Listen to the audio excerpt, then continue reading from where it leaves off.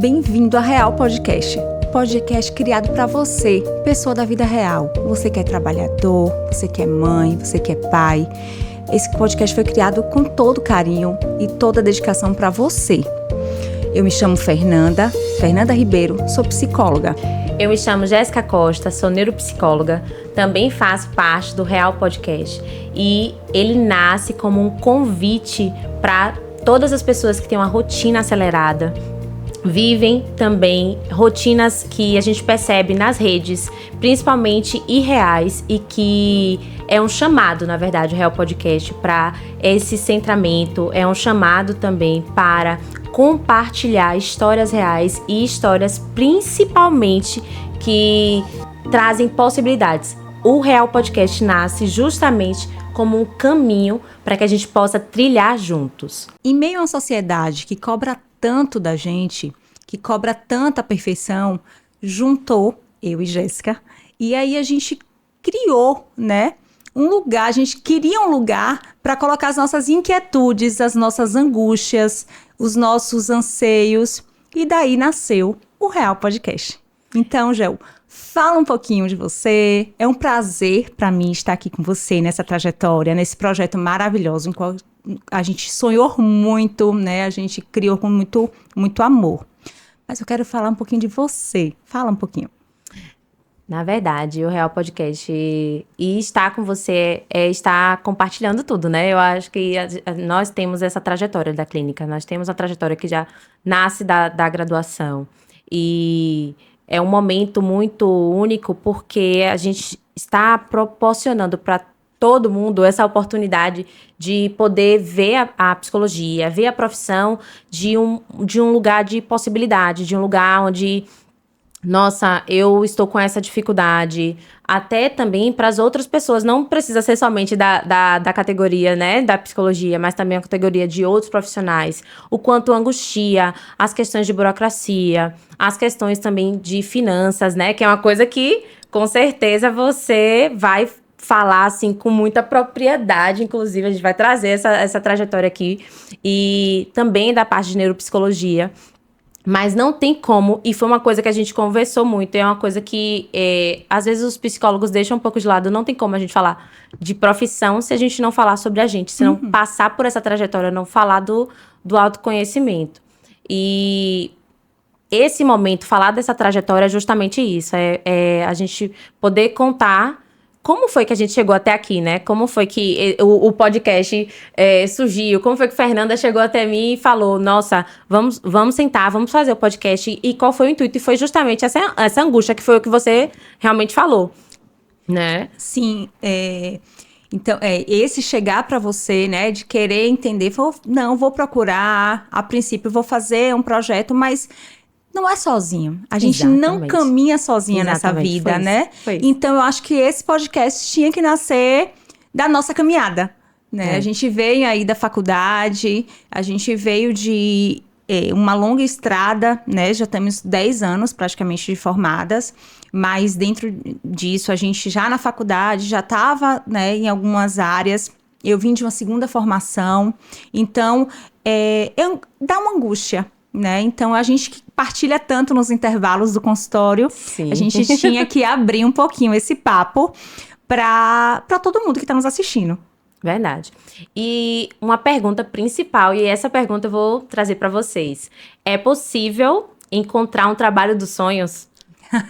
É possível? Como é possível falar sobre isso, né? Então, eu sempre tive muita determinação sobre o que eu queria, eu sempre tive muita determinação sobre os caminhos. Já tive momentos em que eu paguei para trabalhar, né? Então, de ter um espaço, mas eu sempre tive muita certeza de onde eu queria chegar. Então, eu trilhei. Olha, eu quero trabalhar com criança, eu quero trabalhar na avaliação, mas eu sabia que eu ia ter todo um caminho para seguir, né? E o trabalho dos sonhos, antes eu entendia que o trabalho dos sonhos era um reconhecimento profissional que a gente vê na rede social, porque hoje, né, se a gente for parar para observar, o reconhecimento da rede social é aquela pessoa que atingiu altos cargos, são aquelas pessoas, eu não sei se você com certeza tem essa percepção que a gente é parceria, então a gente tem os mesmos valores, né? Sim. Mas eu tinha essa percepção de que ter um sucesso profissional seria sobre cargo, seria sobre esse reconhecimento das outras pessoas. Mas hoje, o podcast nasce justamente num momento de muita maturidade. E a gente sempre pregou essa coerência.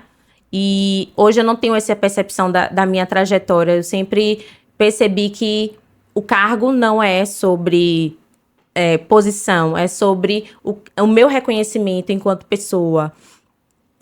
Se perguntar, eu acredito que o trabalho do sonho seja justamente isso. Seja eu me perguntar e saber se aquilo conversa com minha alma, esse trabalho, essa execução desse trabalho é algo que conversa comigo, é algo que me dá um fluxo.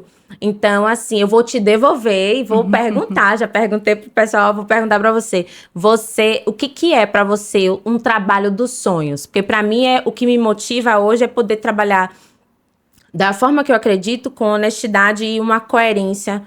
E isso conversa muito comigo, porque foi um trabalho de autoconhecimento, que muitas vezes até os próprios psicólogos não se colocam para esse processo. Mas o que é, então, para você, esse trabalho dos sonhos? O trabalho dos sonhos é uma pergunta bem desafiadora, né? Você saber, você conseguir falar, definir o que é o trabalho dos sonhos.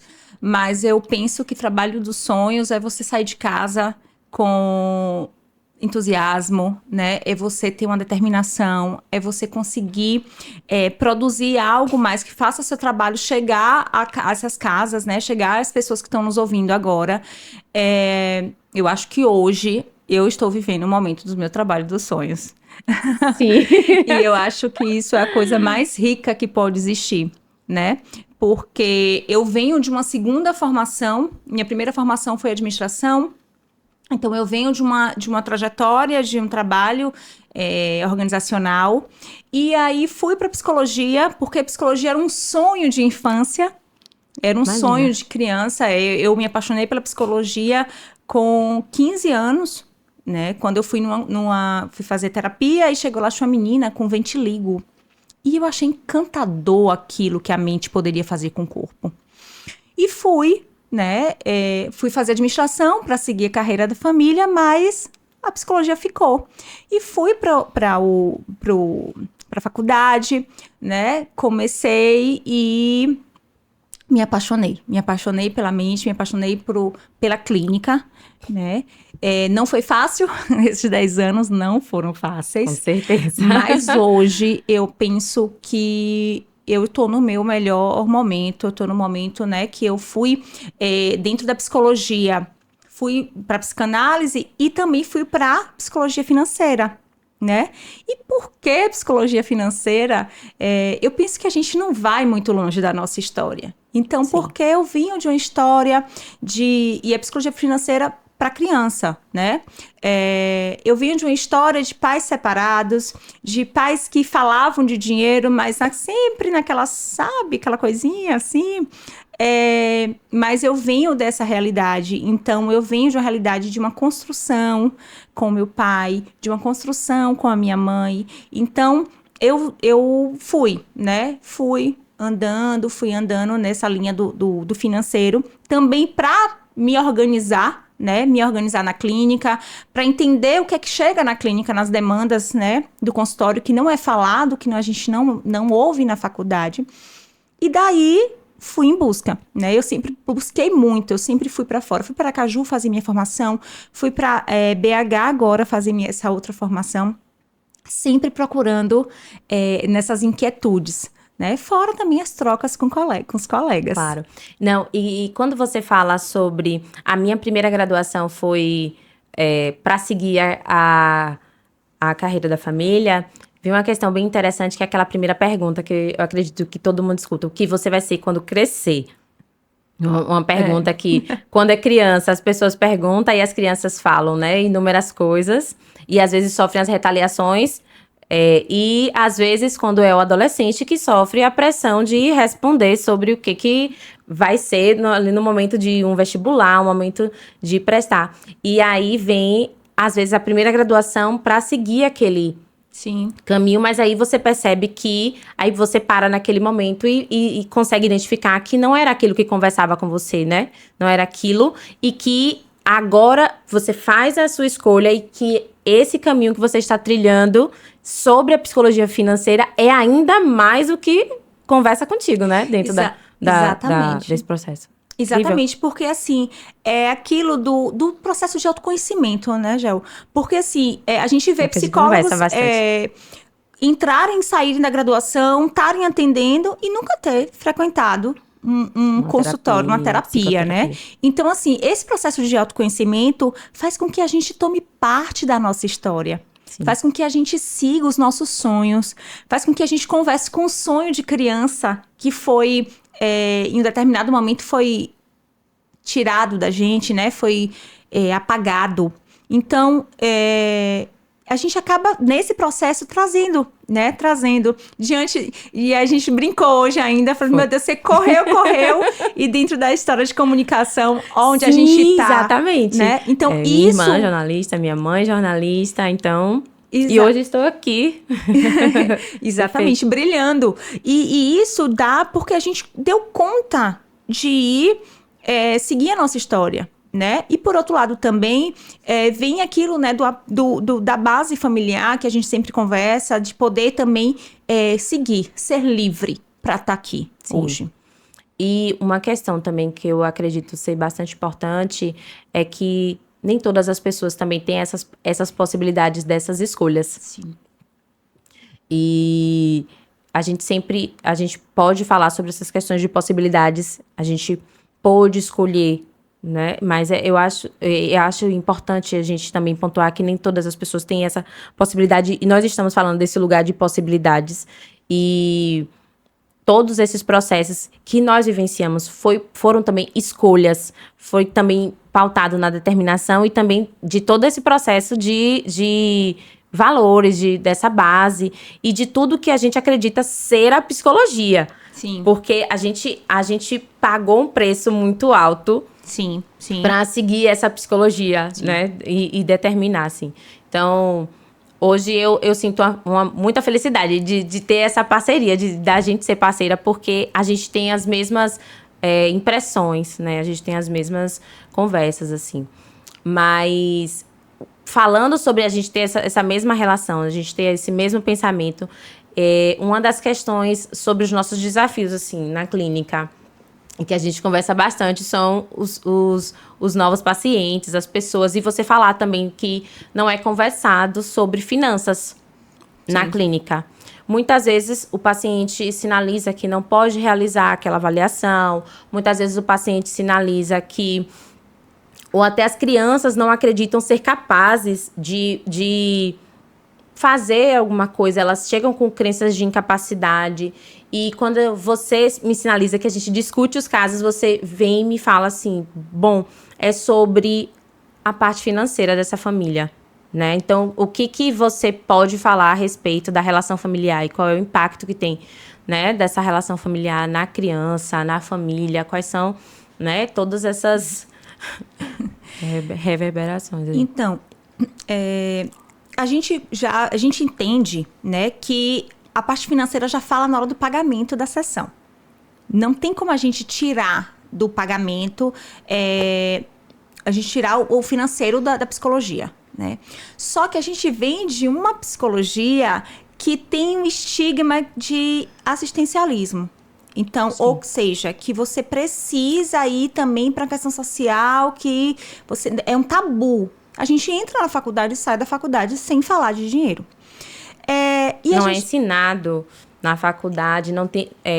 Na faculdade, nas graduações, uma disciplina específica de como gerir uma clínica, de como deve ser cobrado esse paciente, sobre CNPJ, sobre a parte prática mesmo da clínica, não é explicado, e também o lugar que esse paciente vai estar ali para esse pagamento, né? E muito menos sobre emoção. Exatamente, a gente não fala da parte da prática. Emoção. Imagine a emoção. Verdade. Então, a gente vê, tem casos que a gente discute que a separação dos pais, né, é uma coisa muito comum no consultório. De ter briga, né, e aí o pai não paga, e a mãe paga uma parte, e aí vem todo aquele... E a gente fica tendo que falar, né, daquilo. A mãe que não paga a sessão do filho, como se não estivesse valorizando ali a sessão, né, que por simplesmente não querer. Né? A gente entende toda a dificuldade, não é dessa dificuldade que a gente está falando. De pacientes que, quando a gente mostra a ele a capacidade que ele tem de comprar um brinquedo através da mesada, né? E que dinheiro, essa briga do dinheiro é do pai e da mãe, e não é ele, né? E sim é do pai e da mãe, que ele é só o filho. Ele não é a moeda de troca daquele casal. Quando a gente entende que uma pacientezinha ali, que uma coisa simples, a gente coloca ela, o valor dela. Então, é algo que a gente consegue ver o resultado disso, né? Então, a gente não sabe falar sobre emoção. É difícil falar sobre emoção e dinheiro. É difícil. A gente está vendo agora as Olimpíadas aí, um show de bola. Mas se fala sobre o quê? O controle emocional. Emoção, né? A gente só vê falar de emoção. Mas... E o tanto também que está nesse lugar de vulnerabilidade... para os outros, ainda é um sinônimo de fraqueza. Simone Biles, ela desistiu das Olimpíadas Sim. de Tóquio, e toda aquela retaliação que ela sofreu por ter desistido. Uma medalha de bronze também não é válido, né? Uma medalha de bronze. Só vale a medalha se for de ouro. E... Todas as pessoas, quando elas se colocam nessa posição que você fala de emoções, então, para as pessoas até reconhecer que elas estão com um problema financeiro, para aquela criança até chegar a compreender que os pais estão com problemas financeiros e falar disso ainda é um tabu. Falar sobre finanças e trazer essa emoção de dizer, olha, eu preciso de ajuda, eu preciso realmente estar nesse lugar de alguém que vai precisar... desse cuidado, desse olhar. Então, as pessoas ainda têm esse tabu sobre aquela frase, nunca encontrei ninguém que tivesse levado porrada. Uhum. Todos os meus amigos são bons em tudo. Uhum. Né? É um poema, mas só um recorte. E fala muito sobre isso, que as pessoas, elas... na rede social, principalmente, que é hoje onde a gente tem o maior retrato, é sempre as pessoas pontuando sobre apenas os seus maiores troféus. Mas a gente sabe, na clínica, inclusive, tudo que está acontecendo e como tem sido nocivo também, né? Essa questão emocional. Até porque a criança não sabe nomear. Ela não sabe nomear ainda as emoções. É o papel, né, dos pais. E o nosso papel ali é ajudar essas crianças, digamos assim. E é o que vem. E se os pais... Mas antes das crianças olharem sobre, né, essa questão do nomear, do dinheiro, primeiro os pais precisam fazer. Então, um dos motivos de eu ir buscar esse olhar para o financeiro na minha vida, na minha história, foi por conta da minha filha.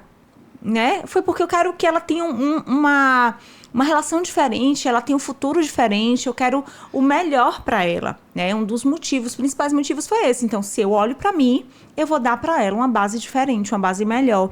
Então, quando os pais não conversam, quando a gente não traz para essas mães, né, digamos assim, porque a mãe, na grande maioria, quem fica, e a gente tem muito contato com mãe solo, e a mãe solo, a maternidade solo não é fácil, né? E aí, como é que a gente faz? Se a gente não consegue? Se esse menino, muitas vezes, acaba entrando no lugar de dor dessa mãe, né? Em tudo falando. Então, quando ele crescer, a tendência dele se relacionar com o dinheiro de uma maneira menos saudável, digamos assim, vai ser muito grande, porque a gente não quer o que faz mal. Se meu pai e minha mãe brigam por dinheiro, eu não vou querer o dinheiro perto de mim. Então, eu vou afastar. Vai ser uma conta matemática muito... Exatamente. simples. E por aí a gente vai vivendo a vida, assim, afastando o dinheiro. O dinheiro entra por uma porta e sai por outra. A gente pode até ganhar o dinheiro, produzir o dinheiro, que a gente não ganha. Quem ganha é criança. A gente produz o dinheiro e gasta o dinheiro. Como assim? Adulto Como produz. Assim? Explique-se melhor. Adulto produz o dinheiro. Adulto trabalha, adulto produz. Criança ganha, porque criança não trabalha, né? Mas aí a gente vai mais pra frente falar sobre isso. Mas, assim, essa foi a minha dificuldade, né? E quando a gente foi estudar agora sobre dinheiro, a gente estava discutindo muito, a gente viu que não tem como estudar isso sem estudar, né, a neuro. Quantas vezes a gente traz lá?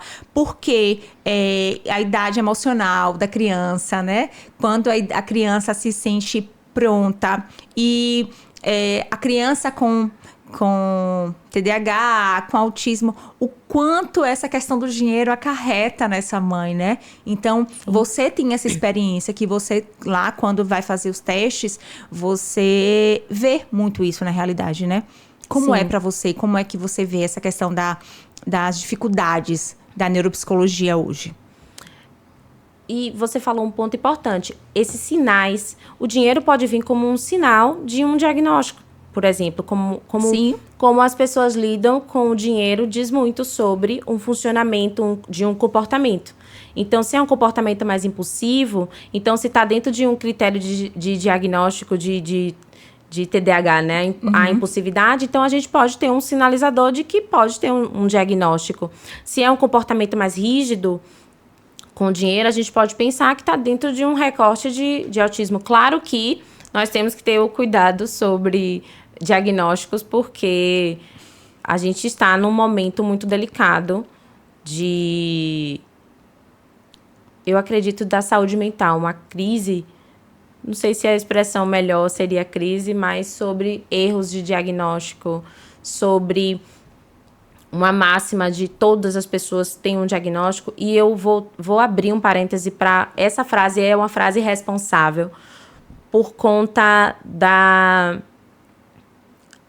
forma como as pessoas têm visto e também sido tão banal a forma como tem sido feitas. Eu tenho chegado pacientes cada vez mais diagnosticados de maneira errada e a gente precisa frear isso um pouco. Então, crianças cada vez mais novas e com diagnóstico errado. Mas você percebe que esses diagnósticos errados são por anseios dos pais, né? Os pais também querem entrar como uma justificativa, né, de alguns comportamentos ou de alguma... Porque a criança é a sintoma da família, né? A gente sempre fala. A criança chega primeiro no consultório, mas quando vem, tem que vir um pai e a mãe. Quase nunca é a criança sozinha. E aí você vê que isso é uma questão dos pais também de falar, não, o problema não sou eu, é porque meu filho tem TDAH, ou meu filho tem autismo. Porque a gente vê isso, a gente recebe o pacientezinho lá já com quase a prescrição do pai e da mãe do que a gente precisa fazer, né? Então, você tem essa percepção? Qual é a sua maior... Eu tenho uma percepção de que, por conta... Eu acho que a internet veio muito... no sentido de que as pessoas estão mais informadas, os pais estão lendo muito mais sobre diagnósticos, as crianças também estão sendo diagnosticadas mais precocemente, e isso ajuda bastante nessa intervenção mais precoce, mas acredito que os erros de diagnósticos vêm muito pela falta de um profissional especializado especificamente para diferenciar o que é normal de patológico. Sim.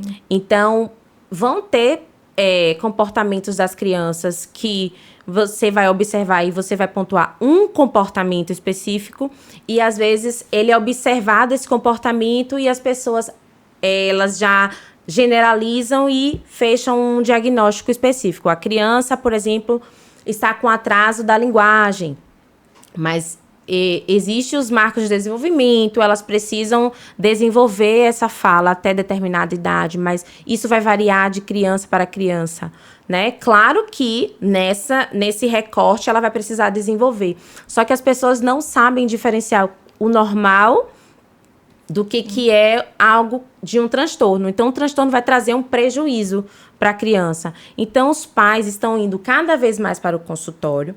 Os profissionais, em contrapartida, estão com pressa sobre esse diagnóstico. Foi o que a gente tinha dito, que estou com saudade da curiosidade das pessoas, do parar, do observar, daquele olhar mesmo do pesquisador, daquele olhar da curiosidade de saber como é o funcionamento dessa criança. Deixa eu olhar cuidadosamente. E às vezes vêm uns profissionais e querem lotar a agenda, segunda a sexta, e não param para observar essa criança. E vão vindo cada vez mais erros de diagnóstico justamente por não perceber qual é a intensidade que ocorre, qual é a duração que ocorre, quando começou o primeiro episódio desse transtorno, né? Dessa situação, na verdade, e fecham diagnósticos cada vez mais rápido e de forma equivocada. O diagnóstico, as pessoas têm uma visão equivocada, às vezes, de ser algo ruim. Para algumas famílias, ele vem como uma forma de apoio, de ajuda. Mas para outras, vem como um ganho secundário. Mas os profissionais não estão nem parando para observar qual é a função que aquele diagnóstico tem para aquela família. Sim, sim. Né? Então, por exemplo, se a gente for fazer um recorte para um CAPS infantil, por exemplo, existem famílias que, para que elas recebam algum tipo de benefício específico, a criança precisa ter um diagnóstico. Elas precisam estar fazendo acompanhamento dentro do serviço. Se eu estou numa situação de extrema vulnerabilidade, e óbvio, não estou aqui sinalizando outros fatores em todas as interferências, sim. Elas vão, sim. Às vezes tem mães, e eu já ouvi esse relato, já ouvi esse relato da própria pessoa. A criança estava utilizando um tipo de medicação, mas ela tinha uma perícia para ela fazer no INSS, por exemplo. Então, ela não deu a medicação daquela criança, porque a gente sabe como é uma perícia. Sim. No INSS. Então, obviamente que a criança chegou extremamente agitada, porque se ela chega organizada no comportamento, ela teria um tipo de problema. Então, existe uma função para aquele adoecimento daquela criança, mas a gente precisa entender. É a mesma coisa do uso de telas. As pessoas falam, olha, retira a tela da criança. Certo. Aí você me diz, retira as telas. Olha, a tela é nociva, a gente sabe, já tem toda a diretriz das idades das crianças que não podem utilizar telas, mas quando a gente diz retira as telas, a gente precisa dar um suporte e uma orientação de como vai ser feito isso, porque não é para ser retirado de qualquer maneira, nem feita de qualquer maneira, porque na internet está dizendo que tem que tirar as telas de qualquer maneira. E também, assim, eu vou ainda para uma questão mais profunda. Existem mães que cuidam daquela criança sozinhas. Sim. Uma mãe solo. Uma mãe que não tem um suporte específico, né? Então, o momento que a criança está em telas, porque tela não é somente o celular. É o momento que ela pode estar fazendo outra coisa. Então, quando a gente fala de retira a tela, a gente está falando também de saúde pública. Nós estamos falando de suporte financeiro para essa mãe. Exatamente. Não é? A gente entra finanças. Então, para retirar a tela, essa mãe vai ter que ser orientada. Tá bom, como é que vai ser a rotina dessa criança? Então, vai começar no dia anterior? Como é que vai ser feito? Então, as mães, às vezes, olham ali na rede social toda aquela diretriz. Fala, pronto, retira a tela. E pronto, as pessoas falam, não pode utilizar a tela. Mas fica uma coisa micro. E quando a gente vai olhar o macro, como é que vai ser feito isso? E voltando ao diagnóstico, né? Porque também a gente... E também, assim, é porque não tem como excluir, né? Tá tudo interligado. Voltando ao diagnóstico, se a gente for naquela frase de médico e louco, todo mundo tem um pouco, se a gente pegar um DSM, vai se encaixar em vários, né? Exatamente. Se a gente pegar ali um livro de psicopatologia, vai sair com pelo menos Você 10. lembra da faculdade. Esse aqui sou eu, e esse também, esse também. Mas é uma coisa que precisa ser olhado, que é a intensidade, que é o dano daquele prejuízo, né? prejuízo. Eu sempre digo assim, a palavra é prejuízo. Principalmente... Intensidade e prejuízo, os dois, é uma balança, né? E a pessoa tem que se responsabilizar também. Só que acontece que hoje em dia a gente vive numa sociedade acelerada, numa sociedade de diagnósticos rápidos. Hiperestimulada, né? Exatamente. E o cérebro não acompanha. Perfeito. Entende? O cérebro não acompanha essa quantidade de estímulos, principalmente um cérebro infantil, que é um cérebro imaturo. Se eu pudesse dizer, internet não é lugar de criança e de adolescente. Mas não é somente por conta das notícias, é por conta do desenvolvimento neurológico. Sim. Né? Todos os impactos. Então, muitas vezes, e tem estudos mesmo, as crianças que têm exposição a telas, elas vão ter um atraso na linguagem, elas vão ter um atraso significativo, um atraso motor. Aquelas brincadeiras nossas de capitão, as brincadeiras de gude, por exemplo. E teve um momento que eu levei para o consultório e não vai, a parte motora, a motricidade não é bem desenvolvida das crianças. E a parte motora é uma base e uma preparação para a alfabetização formal. Então, não... são camadas e camadas desses diagnósticos, né? E erros gritantes. Qual foi a sua maior dificuldade, né, nessa trajetória, dentro da sua trajetória, né, de 10 anos, desde que você saiu até hoje? Qual é a sua maior dificuldade, assim? A minha maior dificuldade, eu acredito que foi nas parcerias. E é um assunto que... Nossa! Eu acredito que foi nas parcerias. Porque eu acredito muito nessa psicologia que é coletiva. Eu acredito muito nessa psicologia coletiva, onde eu tenho com você. Que eu posso contar contigo e dizer, olha, eu tô com essa dificuldade, eu atendi esse caso é complexo, esse caso não é tão legal. Nós temos essa parceria de...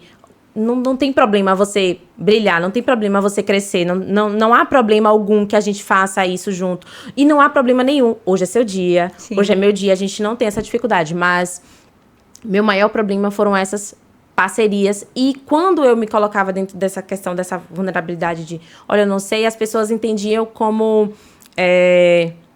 nossa, Jéssica, né?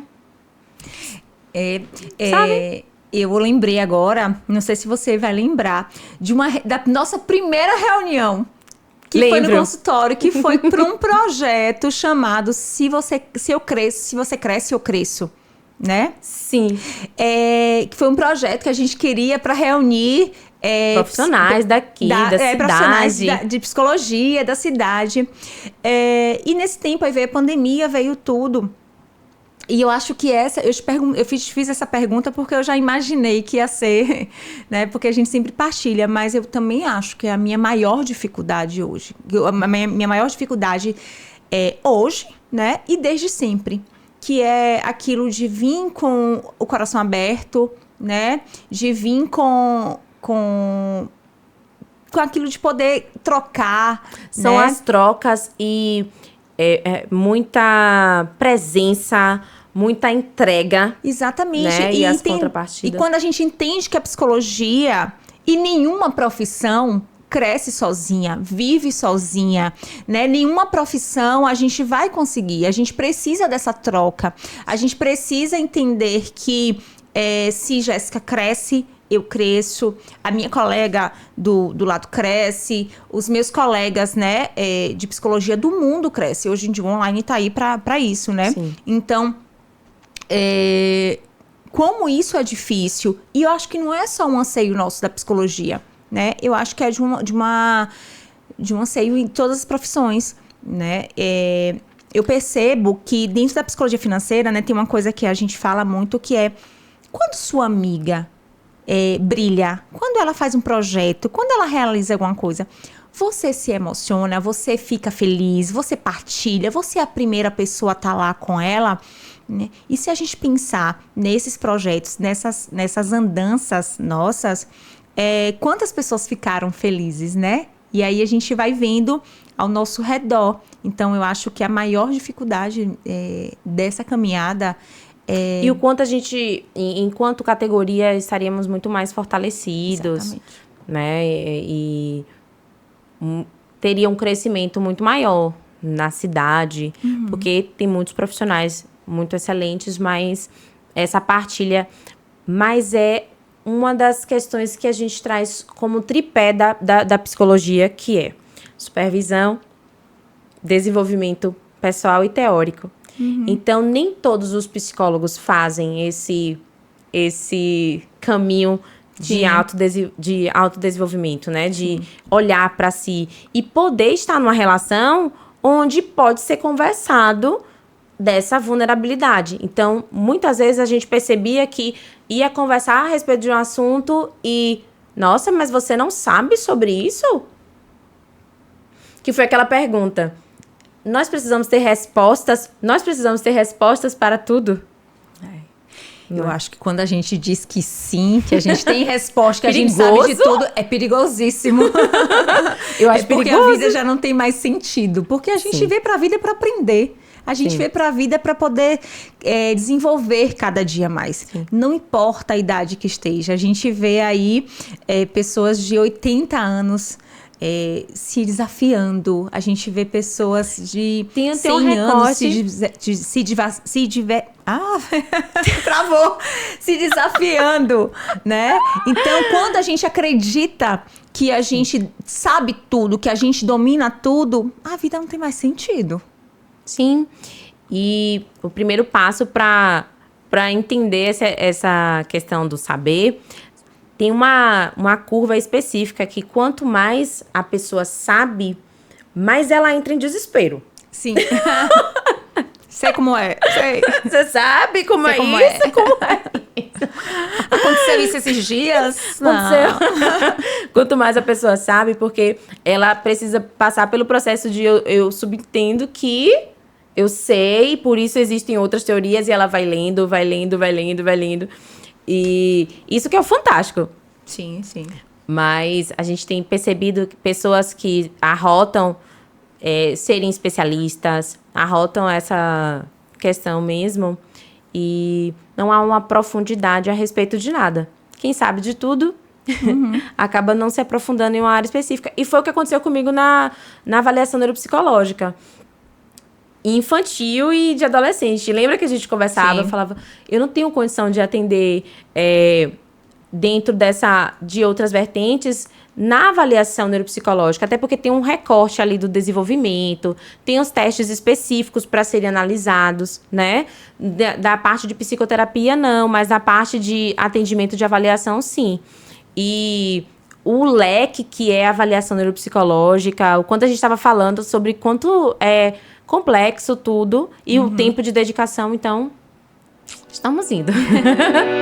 Bom, depois desse papo todo, que se deixar a gente conversa aqui horas a mil, queria dizer que estamos encerrando o nosso podcast, né? Queria dizer para você, já que é uma honra estar com você nessa caminhada. Tenho certeza que vamos caminhar muito longe, né? É uma honra para mim. Acho que não poderia ser outra pessoa aqui hoje. E dizer que sigam o nosso canal. Tem muita coisa bacana por vir. Estamos preparando uma linda história de superação aí pro próximo episódio. Então, fica com a gente, ativa o sininho, manda pra família, manda pros amigos e estaremos aqui. É isso aí. Nos vemos no próximo episódio. Quero dizer também que é uma honra estar contigo, partilhando. Com certeza é uma parceria de muito sucesso, de muitos sonhos e também de concretização deles, né? E hoje, com certeza, é o início de uma trajetória e de muitos desafios e de partilhas. Tchau!